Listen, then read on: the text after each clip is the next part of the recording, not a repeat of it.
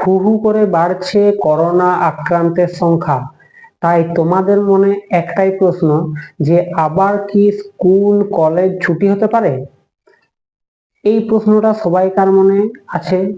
তাই ভিডিওটি প্রথম থেকে শেষ পর্যন্ত দেখো, তোমাদেরকে এইটা সম্বন্ধে অনেকগুলি তথ্য দিয়ে থাকছি। করোনা আবহে আবার কি স্কুল ছুটি হতে পারে? প্রথমেই বলে রাখি যে আমাদের রাজ্যে প্রচুর পরিমাণে করোনা আক্রান্তের সংখ্যা বাড়ছে। তাই 2020-21-এ যেরকম পরিমাণ প্রথম দিকে করোনা আক্রান্তের সংখ্যা পাওয়া যাচ্ছিল, সেই রকম ভাবেই কিন্তু করোনা আক্রান্তের সংখ্যা দ্রুত বাড়ছে।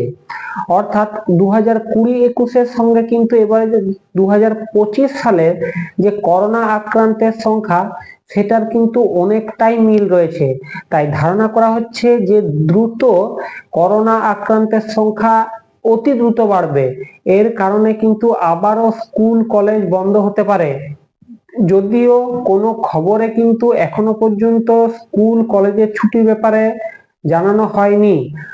যতক্ষণ না পর্যন্ত সরকার থেকে পরিষ্কারভাবে জানিয়ে দেওয়া হচ্ছে, ততক্ষণ পর্যন্ত একটা সন্দেহ রয়ে যাচ্ছে যে স্কুল কলেজ কি তাহলে ছুটি হবে। যদি কোনো ঘোষণা করে যে স্কুল কলেজ ছুটি, তাহলে আমি আগাম বার্তা তোমাদের অবশ্যই দিয়ে রাখবো।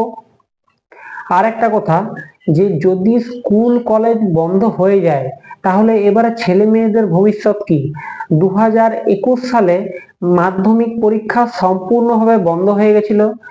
2021-এ সেই বছর কিন্তু প্রচুর পরিমাণে নাম্বারও দেওয়া হয়েছিল। কারণ হচ্ছে যেহেতু মাধ্যমিক পরীক্ষায় হয়নি।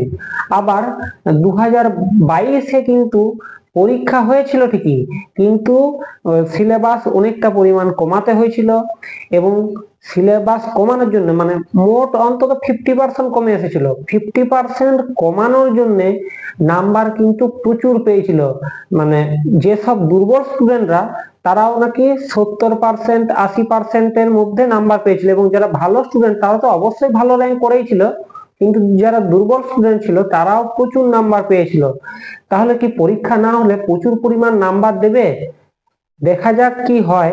যে যতদিন না পর্যন্ত আক্রান্তের সংখ্যা অনেক বেশি বাড়ছে এবং যতদিন না পর্যন্ত স্কুল কলেজ সম্পূর্ণভাবে বন্ধ হচ্ছে, ততদিন পর্যন্ত কিছু জানানো যাচ্ছে না। কিন্তু এটুকুই বলতে পারি, যদি বাই চান্স স্কুল কলেজ বন্ধ হয়ে যায় আর যদি মাধ্যমিক পরীক্ষা না হয়, তাহলে তোমাদেরও প্রচুর পরিমাণে নাম্বার বাড়বে।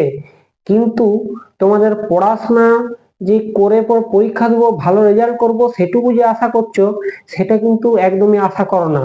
কারণ হচ্ছে হয়তো দেখা গেল ভালো স্টুডেন্ট যারা আছে তারা নাম্বার কম পেয়ে গেল, এবং খারাপ স্টুডেন্ট যারা আছে তারা নাম্বার বেশি বেশি পেয়ে গেল।